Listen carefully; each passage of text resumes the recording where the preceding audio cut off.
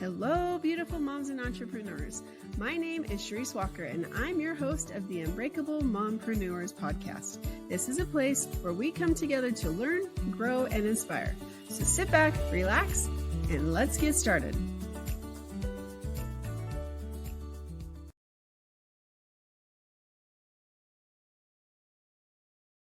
Hello, Unbreakable Mompreneurs. This topic today is something that we all have to deal with in our lives, and it's called money. I think about that video, money, money, money, money. Anyway, so we are going to talk about that and the psychology behind money and how to have more of it and so much more. So my name is Charisse Walker, your host, and today I'm here with Monica Kaufman. And Monica, I'm actually going to let you introduce yourself. Okay. Hi, everybody. My name is Monica Kaufman. I'm a mom of two that are in their 20s, and I understand what it is to raise a family and to deal with some of the financial issues. But really, money is just a set of tools in your hands. I'm a financial advisor who's been doing this for more years than I want to admit. I'm a certified financial planner. I've trained new advisors. I'm director of financial planning for a boutique fiduciary registered investment advisory firm. But the real reason why I'm here and the real reason for what I do is because I want to help people actually make lasting change because money is just the tool that you use to take care of yourself and the people you care about and the things you care about. So that's why I'm here. So we're going to get into that. My daughter talks about how she has an unhealthy relationship with money. You had mentioned while we were talking that children have an imprint of their, like what they think about money and their relationship with money from what they see up to the age of 6. Is that correct? Yeah, and a lot of times people don't even realize that what they're doing is they're sending a message, and that's helping to form the identity of the children around there. Your personality, your framework is basically established by about age 6, and money is a part of that. And you're absorbing it from a whole bunch of different sources. You're not even aware of what's happening. So frequently as an adult, and I had this, I'll give you a quick story. I had this situation where I was about to go into a new situation. I thought, oh, I need a new outfit. And I stopped and I thought, why do I need a new outfit? Well, my mom had grown up with nothing. I mean, literally nothing. And she grew up in the Great Depression and her parents reserved their resources for her older brother. So she got her first job between second and third grade. And that's how she paid for school clothes and school shoes. And so it was very important for her to always be presentable, to put her best face forward with how she dressed. And she needed the new outfit. So consequently, that's where that imprint came from for me. And so when I stopped and I thought about that, I thought, okay, does this serve me? Do I need this right now? Okay, because if I need it, that's one thing. Yeah. But am I doing it based on something that was given to me by my mother? No malice intended. I'm not casting shade on her, but you have to really think about where the thoughts come from. It's so true because I used to be the biggest penny pincher as a kid because I heard my dad talk about how poor he was and my mom talk, money that came and went because their parents were self-employed. And so it's very interesting because I grew up, I have to save everything, and now I'm much different. But no, it got me where I am, but it's true. It's like, well, why can't I? Because I can only go to DI, or DI means Mhm. Goodwill, or like a thrift store. I can only go to the thrift store because that's all we can afford. Or I can only pay no more than $20 for this outfit because that's what I've done. And so like it's changed over time, but it's Mhm. very interesting how the relationship, like one parent might be very free spender, this other parent was the biggest penny pincher. So that's And, and money is the biggest issue that breaks marriages apart, which is awful because when you think about it, when you get divorced, the first thing that happens is both parents take a step down on that socioeconomic ladder because it's two incomes funding two households instead of one. And no matter what you do, that's what's going to happen. But yeah, there's a lot of research on this, and there are really like four major money archetypes identified by the psychologists in the US. And all of them have kernels of truth, but then all of them can sort of migrate away from the truth and become a little bit difficult. And then they eventually become an interference. So, for example, you could have somebody who has money vigilance who's watching everything they do. But if then money becomes an issue of control, it can affect their relationships. Money can control them because they're not doing the things that they can afford to do that they should do for themselves. And so you really have to watch this. And just so that people know, money archetypes, people usually have more than one.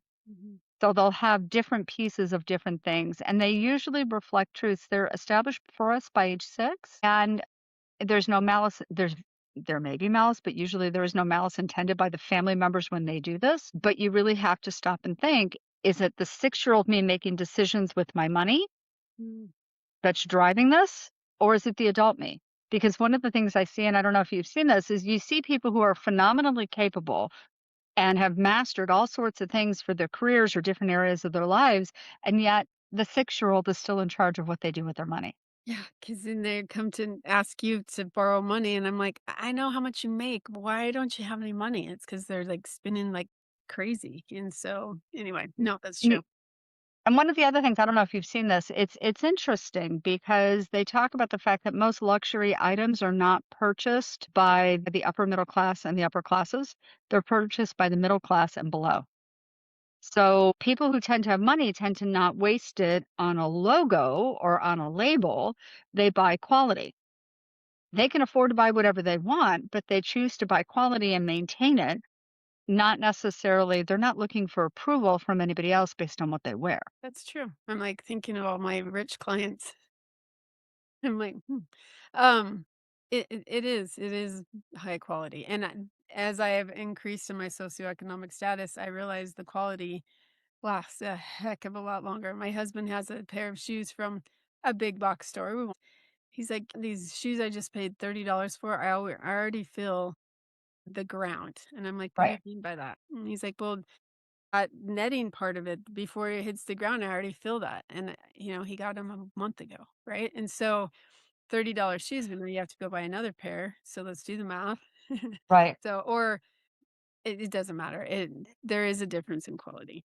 One of the things that also drives me a little bit crazy is in my head, I have a useful life for anything I have. Right. So it was very frustrating when we moved to Texas 15 years ago and I bought appliances only to be told that, after a year or two, the washer dryer was not worthy of insuring with the company because I was just going to replace them anyways. And in my head, I had a 10 to 15-year useful life and they told me that these things die between 6 and 8 years. That annoys me. I don't like disposable things. Yeah.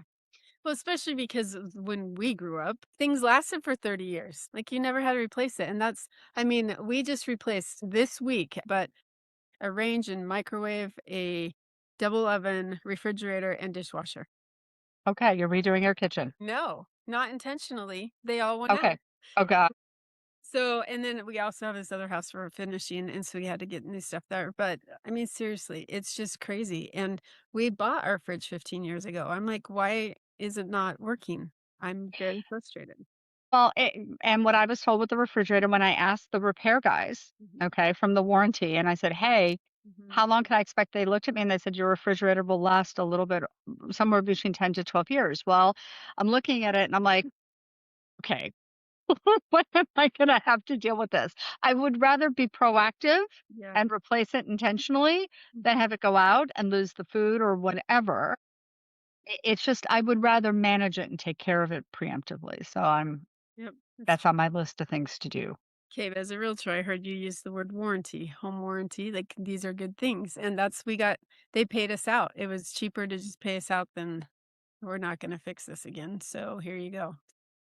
Crazy, crazy stuff, especially now my parents 15 years ago, I shouldn't say this out loud, I might, but they gave us a fridge that they bought 15 years ago when Oh my. and it's still working. It's very old, but whatever.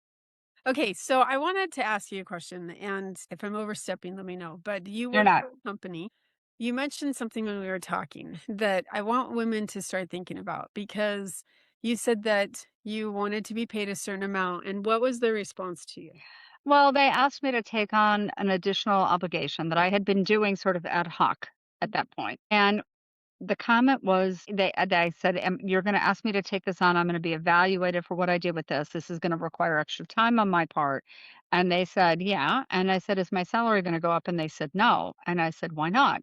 They said, "We didn't think that was required." Why? Well, your husband's going to be a director at one of the big four accounting firms. Excuse me? Okay. And I said this to them because it slipped. It came right back out. Would you have said that to a man? I'm so proud of you. Dead silence. Well, time out. The financial industry has a bad reputation and it's earned it. And I've had run ins before, way back in the past. But yeah, no, that was not going to last. Nope. So and you left shortly And I thereafter, left. right? And so I think we as women, so women, the 9 to 5s when you're working in a corporate, like in my industry, it was an education industry, the Hmm. administrators were the men, right? And so I come in, and at the time I was 30. So that's when I started with my very first school director position. And so I'm going to this company that has been around for a while. They're East Coast, and I'm trying, not that there's anything wrong with that. I love the East Coast. I was married in the East Coast, but there's a mentality, a specific culture where he's like, "Well, I don't think you have what it takes to run a multi-million-dollar college," and I'm like, "Well, this is what I've done here." So they ended up hiring me, but it's very interesting that we as women still today have to still overcome the glass ceiling that really does exist. And I am going to write a book. I'm not going to tell you the name of it because your jaw would probably drop right now. And I don't want to give anyone idea until I write it, but it deals with that, the discrimination, the sexual harassment, the things that we're not taught about, but we all experience at some form or another if we get into a management role. I was dealing with something on behalf of a client with a particular insurance company. I don't normally do insurance work. I only do it when something has gone wrong with a planning client and they can't get help from the people that they're dealing with. Okay. So I don't do it very often. It's very infrequent. And I was helping somebody out, and the software that they asked me to use malfunctioned, and they needed to sign a contract. They needed to read the application and approve a contract. And the malfunction of the software meant that the client couldn't read half of the material on the contract. Any of the material being blanked out would have been enough to disqualify it. And I said to management, because this is me as a 1099 dealing with them, on behalf of my client elsewhere. And I said, I'm not dealing with this anymore. And they said, no, we can deal. I said, no. If your software can't do it, I will never ask a client to sign a contract they can't read. That's off base. Yeah. We're not doing this. Well, maybe it's because the servers are down. And I said, I cannot control when a client logs on. If you have a problem with your servers, that's a you problem. That's not a me problem. And I literally just said, I'm not doing it. So they put me in this thing with the distributor. It was the distributor's software that wasn't working, and with the insurance company that we were dealing with. And I said, look, I need to either go directly to the insurance company because it's the right solution contractually for the client, or I can't do this. I'm not dealing with their software. Well, we can do fix. I said, no, we're not doing that. The client opened it up and couldn't read the material. I will not ask my client to deal with that again. We're either going direct or we're not. They said, you can go direct. I said, fabulous, we're done. Wow. And I was told repeatedly, the individual that I dealt with from the distributor was very angry. It was a woman. That's where the hostility came from. If I had been a man, there would not have been any of this hostility. Why? And why is it that women do this to other women? Why is it okay? I didn't yell, I didn't scream, I didn't use profanity, I didn't make accusations. Why is it okay if I politely and firmly state, here's the boundary, we're not doing this? That's a problem. And so let's have that pregnant pause and let's push it into our now you leave, you open up your own company, which is the Harmony Wealth Academy. So women, you're working with women and men, maybe? Is it just Yeah, a little bit with men too on this. how does this carry over into your clients that you see in all aspects of their life, whether it be their marriage, whether it be their children, whether it be their own industry that they're doing? Okay, so back up a little bit and understand that 80% of the American public does not understand the financial system that they have to deal with. Okay. Okay. So you then compound that with a lot of sort of dysfunctional things that have gone on in the culture because this problem has existed for at least 5 generations. So you're working with a system you don't know, you're having a hard time with it, you've got cultural message that are not compatible with being successful with it. Yeah, you're going to have problems. And it goes across the board. I've seen people, I saw one woman years ago who had a very high income. She was in the top bracket on her own, not counting her husband who was working and doing well. And she wound up becoming my client because she had one asset and it was about $190,000. and it was a retirement asset, and she had $110,000 worth of credit card bills. She wanted to cash out the only retirement asset she had to pay off the credit card. And I said, "We got a problem." And she said, "What?" I said, "You're not 59 and a half. So you're in the top bracket. You're going to have to pay federal income tax. You live in a state with state income tax. You're going to have to pay a 10% penalty." She said, "You're telling me that this won't pay it off." I said, "Exactly. You do the math." And we got into a conversation. And I said, "How did this happen?" She said, "Well, we spend money, we live well, we create memories, we want them to have experiences, all the buzzwords. And I use my bonus to pay it off." And I said, "Okay, what happened this year?" And she said, "Well, I got a new job." I said, "All right." She said, "So she took her signing bonus and she took her cash reserve, her emergency fund, and she bought a much larger, much nicer house." Well, one kid's in college and this other one that's still at home was, like, I think a junior in college and junior in high school at that point.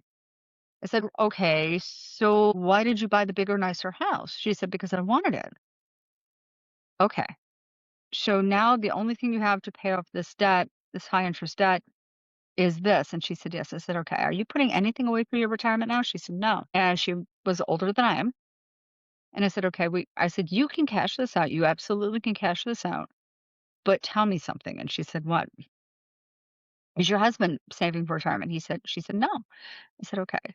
You're at the top of your game professionally. What happens if there's an issue?" She said, what are you talking about?" I said, "Okay, how many people at your level and your performance have complete control over when they retire?" And that was the ugly, hard question.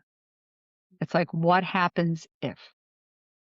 I had another young executive who became my client when she participated in an education program elsewhere. And she had bought an estate planning program for that. And we went through what the limitations are for that and what the advice that she was given, which was give all the assets to her brother in the event she and her husband had some sort of tragedy happen. And I said, "Okay, here's the problem. Once you give it to your brother, that's a moral obligation, that's not a legal obligation. There's nothing there protecting the kids." "Well, are you saying something would happen?" "I'm saying something could happen, and I've seen things happen." That bothered her immensely, and I said, "Look, you know what? Let's say he has a $500,000 worth of auto insurance, gets into a car crash, and there's a $3 million judgment. You gave him everything you had. That money goes out for the judgment. It doesn't go to your kids." And that brought her up short. And I said, "Look, you're making a decision here." I said, "Please go speak to an attorney about what's best in your situation and what he or she thinks best serves you and what you want to have happen." So we started talking. She had gotten herself into debt. She and her husband had gotten themselves into debt, started this program. What they did was they borrowed money from family and they wanted to pay it off at an accelerated rate. Okay, so she told me that she was paying it off faster than the family demanded that she do it. Great. I said, "What's your emergency fund?" She said, "Why do I need an emergency fund? I have to pay off the debt first." I said, "You need both. If you're paying this off faster than your family wanted you to, put aside money into your emergency fund." She said, "Why would I need that?" I said, "What happens if one of the two of you can't work?" She said, "Why would that ever happen?" I said, "Because it does." So she was like, "No, this isn't necessary, whatever." And I said, "All right, so what happens if one of you can't work?" She said, "I guess we'll go back into debt." Okay. Are you okay with that? She said, "Nothing's going to happen." 3 weeks later, she called me right after the start of the pandemic, and guess who was laid off? So she wound up back in debt. All right. So here's my whole thing. It's like, look, we need to learn the system. It is a system. We learn systems all the time. We learn the system of how to drive, hopefully. We learn the system of how to do whatever we're doing with work. We've learned how to use this communication system that we're using now. We need to learn the financial system. Why? Because it's just a set of tools, but it affects us. And a lot of the information we've received doesn't serve us anymore. We Mhm. have to literally step back and say, who am I now? What do I need now? Who do I want to be? And if I wouldn't basically leave my 6-year-old self in charge of any other area of my life, why am I doing it with my money? Unless you're really good at 6, which I was. No, but I knew entrepreneurs at age 6 who made a lot of money, so no kidding. no, but my point is and your point is that, there has to be a system, there needs to be a plan. Like, I told my husband when we moved into this house, we have to set a budget. And I said, I'm not going to be okay buying this house unless we set a budget because the price is way more than I ever thought I'd spend for a house payment. And he ended up losing his job as well. And luckily we had rental income, plug for real estate, but it's still, we were able to get ourselves through that. But say that we didn't have that, then what? Right. And Right. so I think that we all have to think about that. And you think it's not going to happen to you, it happens to everybody. Like my husband was shocked because he had never been laid off before. And so he comes home. I'm like, "What are you doing home so early?" He's like, "I got laid off." And he's like, "This has never happened to me. I don't know." And it took him probably 3 or 4 months to get a new job, gratefully. Mhm. Not like some people I've known for it's been 18 months, right, or something, Right. and they didn't have to move out of state. We got to stay in the same house, but what happens if you didn't get a job? Like, you have to have a plan, and you have to know what's going on, and you have to know where your money's going, and if you don't getting personal, I have a mother-in-law right now, and they built this house almost 50 years ago, 45, and that was her retirement. It was 30 grand when they built it, and she has 1 month supply of money left to pay for her nursing home, and that's it. So they're selling the house. Luckily, it will be sold next month, but they're almost giving it away because they're so stressed out because she has no money. Because she's just like, "Well, I'm not gonna worry about it. You guys can take care of me." Oh. No. Well, she truly believes that, and so she didn't do anything with the house because you guys can fix that. She didn't do anything, heaven forbid, the funeral expenses. She has no money for that because you guys can pay for that when we die. Because they had to pay for their dad. She just expects, well, if you paid for your dad, you can pay for me too. And they're like, no, you've had plenty of years to plan for this. And so there's such a disconnect, and money is like you said, I write about the flipping the iceberg and saving marriages, and that's something that money is a huge issue that can literally lead to divorce. I mean, my husband, he would not get a job. That was not the agreement that we had when we got married, and that's not why we got a divorce, but that was a factor. My husband, has had very severe depression for 25, 26 years, and there's a part of him that literally at this point makes bad decisions because he can't think better, and right now he's abroad, and it's a real strain on us, and it means it's leading me to divorce. I can't live like this any longer, and I don't want to, and I don't have to. Life doesn't have to be this hard. No, and if you don't have 2 people willing to work at it, and one person like I was diagnosed with MS, the stress was that great, and then once we get divorced, I don't have it, but I Mm. was. Like, you have the spinal tap and all of that stuff comes positive, and then a That's divorce, scary. 6 months later, it's gone.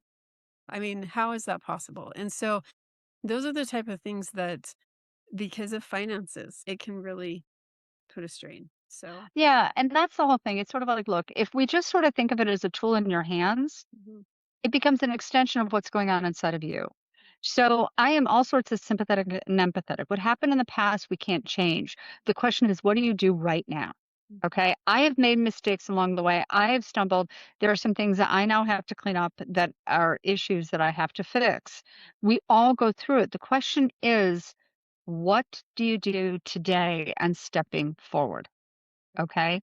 How do we take this? And my approach has always been there's all sorts of education, there's all sorts of information. So, information is not the problem. The problem is the emotional identity we have. Identity overrides the belief system, and the belief system overrides the intellectual thinking that we have. So, the question is it's not what we do when we're happy and we're focused on it and we think we're, in a good place. It's what do we do when things are hard? What do we do when we're having a bad day? Do we go out and do we sabotage ourselves? What do we do when things get rough and something happens? One of the things I do with people at the beginning part of the program is I'll say, okay, we're going to let the system run. I plug people into the professional financial planning software that we have. And eMoney Advisor from Fidelity will run the diagnostic on the background. And I'll say, okay, I don't want you looking at it right now. I want you to focus now on the archetype, the psychology that you inherited, where that is misfiring and not necessarily serving you now, today, as an adult. And while we'll deal with that, we're going to set up some financial defenses. Why? Because you can get knocked off the path that you're on because of things 100% outside of your control. So, for example, 70% of us are going to have a disability event in our lifetimes. So, if you work for somebody else, Getting disability insurance or group disability insurance is super cheap, and it can really be the difference between financial survival or a real financial catastrophe. I've seen doctors who've had to use it. I have seen other professionals had to use it. I've seen a lot. Okay, and that's the whole thing. It's sort of like, look, if you buy it and you do it, it becomes a place where you replace your after-tax income. Doesn't that make it easier to take the stress off of your back to allow you to recover? Oh, yeah. Okay. Literally, I was on bed rest with my twins for 4 months, and that was Oh, complete. wow. Well, Oh, yeah. wow. I was at the carpet store buying carpet, and all of a sudden, my heart starts fluttering, and it won't stop, and I'm like, "Oh my gosh, I think I'm having a heart attack." Fast forward where they did the EKG in the ambulance, they're like, "You're having a heart attack." Oh, And, wow. so we're taking you to the hospital. I'm like, "Time out, this is an expensive ride. My daughter can take me." But knowing how much I was gonna have to pay walking into that ER, it was like $1,500 just the deductible alone, right? I knew that walking Right. in, thinking this is gonna hurt, but I'm having a heart attack, and so I started thinking, like, because she goes, "I don't think we should wait for your daughter. I think we should call 911." And I'm thinking, "I think this is a real thing. Like, I really think I'm in trouble here." And we're running tests. That's why I'm wearing my sweatshirt because of stuff on my chest. But it's something that you aren't expecting it. Like, I'm a healthy individual, I think. And to have that facing yesterday, like, women, if you think that you're invincible, you are not. You don't know. You don't know what tomorrow brings. And you need to plan for that. And so that's why I think it's so important that when you do what you do. Thank you, and I appreciate that, and I think the whole point is when it comes to this is that if I believe that freedom comes from God, okay? So, we'll start off with that. We were created to be free, but freedom is the flip side of responsible. We have to take responsibility for our actions, and we have to carry our work or whatever it is. So, that's part of it, all Mhm, right? The second thing is we have to take responsibility of that. That flows down to our bodies, that flows to our emotions, mhm. that flows to what money is just the tail end of that entire progression. We have to take ownership of this. If you are not physically free, you're not free. But if you're not financially free, you're not free. And who do you want to make the financial decisions that affect your daily life? Do you want to do it or do you want somebody else to do that for you? You may not get what you want. No, no, and that's the situation, and, when you get older and you can't make all your decisions anyway, your kids are there, so you've gotta set it up.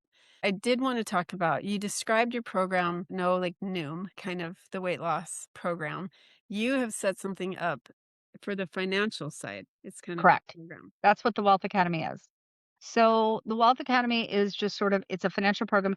What I do with people and the way we start off is I have a 5-day sprint, which I will give you the link, and that is free. It is 5 minutes a day for 5 days.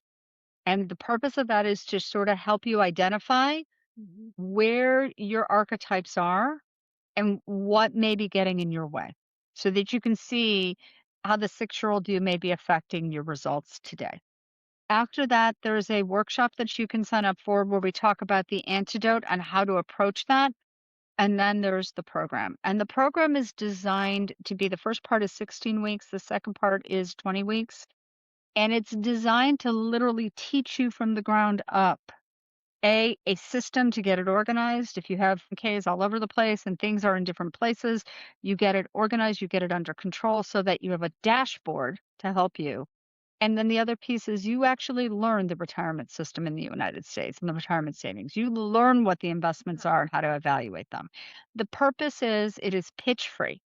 So when you're in there, you're in my world, but you're not being pitched product. If something has got fire and you need to address it, that's a different situation. But what I want you to do is step back. I'm a fiduciary. I need you to understand that I'm giving you real information because I want you to be able to make objective decisions.